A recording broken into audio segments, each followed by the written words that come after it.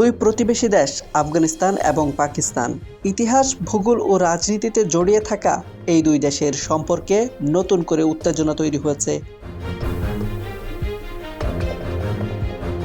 সীমান্তে গোলাগুলি, বিমান হামলার অভিযোগ, পাল্টাপাল্টি বিবৃতি, সব মিলিয়ে পরিস্থিতি এমন জায়গায় পৌঁছেছে যেখানে অনেকেই প্রশ্ন তুলেছেন, দুই দেশ কি সত্যি যুদ্ধের পথে?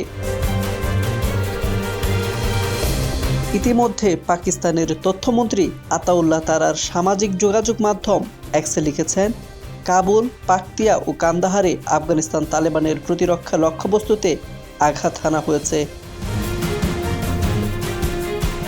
প্রতিরক্ষামন্ত্রী খাজা আসিফ একে সর্বাত্মক মুখোমুখি সংঘর্ষ হিসেবে উল্লেখ করে বলেন, আমাদের ধৈর্যের সীমা শেষ, এখন আমাদের মধ্যে খোলা যুদ্ধ চলছে। পাকিস্তানের প্রধানমন্ত্রী শেহবাজ শরীফ বলেন, দেশের সশস্ত্র বাহিনী যে কোনো আগ্রাসী উচ্চাকাঙ্ক্ষা গুড়িয়ে দেওয়ার পূর্ণ সক্ষমতা রাখে। নেতৃত্ব স্থানীয়দের এই কথাবার্তা স্পষ্ট যুদ্ধের ইঙ্গিত দিচ্ছে। কিন্তু কী কারণে দুই দেশের সীমান্তে উত্তেজনা? বলা হচ্ছে তিনটি বড় কারণে এই উত্তেজনা যুদ্ধের মুখে গড়াচ্ছে। সীমান্ত হামলা ও অবিশ্বাসের চক্র। আফগানিস্তান পাকিস্তান সীমান্ত বিশ্বের অন্যতম অস্থির সীমান্ত অঞ্চল। বহুদিন ধরেই এখানে ছোট বড় সংঘর্ষ হয়ে আসছে। সাম্প্রতিক সময়ে অভিযোগ উঠেছে সীমান্তের ওপার থেকে হামলা চালানো হয়েছে, যার জবাবে পাল্টা আঘাত এসেছে।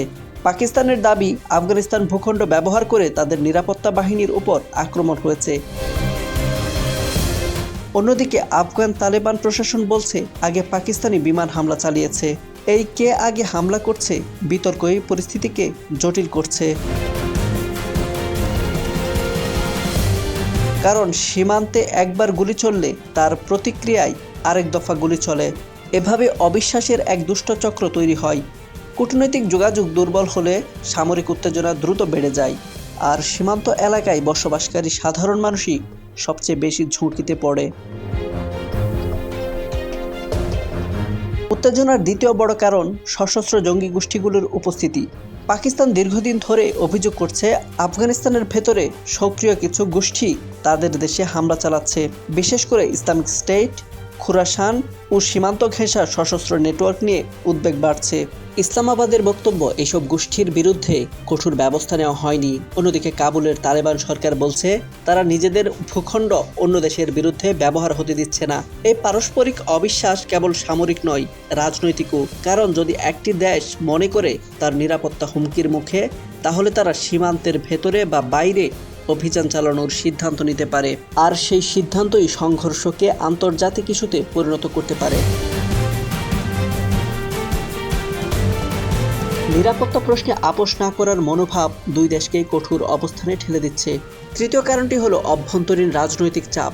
দুই দেশের নিরাপত্তা পরিস্থিতি একটি বড় রাজনৈতিক ইস্যু। সরকার যদি দুর্বল প্রতিক্রিয়া দেখায়, তাহলে বিরোধীরা সেটিকে সমালোচনার হাতিয়ার বানায়। ফলে অনেক সময় কঠোর বক্তব্য ও সামরিক পদক্ষেপ রাজনৈতিক বার্তা হিসেবেও ব্যবহৃত হয়।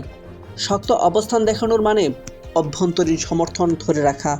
কিন্তু এই শক্ত ভাষা ও পাল্টা হুমকি বাস্তবে উত্তেজনা আরও বাড়িয়ে দেয়। একটি সামান্য সীমান্ত ঘটনা দ্রুত জাতীয় মর্যাদার প্রশ্নে পরিণত হয়। তখন কূটনীতির জায়গা সংকুচিত হয়ে যায়, আর সামরিক প্রস্তুতি সামনে চলে আসে। সীমান্ত হামলা, জঙ্গি গোষ্ঠী ইস্যু এবং রাজনৈতিক চাপ, এই তিনটি কারণ মিলেই আফগানিস্তান ও পাকিস্তানের সম্পর্ককে বিপজ্জনক মোড়ে এনে দাঁড় করিয়েছে। যুদ্ধ কখনোই হঠাৎ শুরু হয় না, বরং ছোট ছোট উত্তেজনা, অবিশ্বাস আর কৌশলগত ভুল বোঝাবুঝির ফলেই বড় সংঘর্ষ তৈরি হয়। এখন প্রশ্ন হলো, দুই দেশ কি কূটনৈতিক পথ বেছে নেবে, নাকি পরিস্থিতি আরও জটিল হবে? সময় দেবে তার উত্তর।